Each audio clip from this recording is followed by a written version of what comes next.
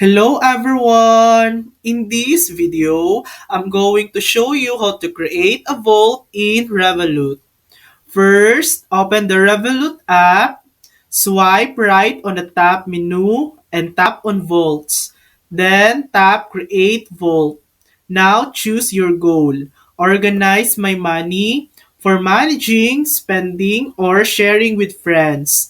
Save and earn money to reach financial goals and earn daily interest. Next, select your currency.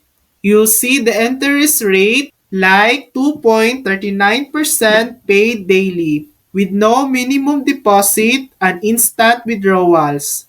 Check the box to confirm you've reviewed the terms and give your consent. Now, name your vault and tap continue. Finally, deposit any amount. And that's it.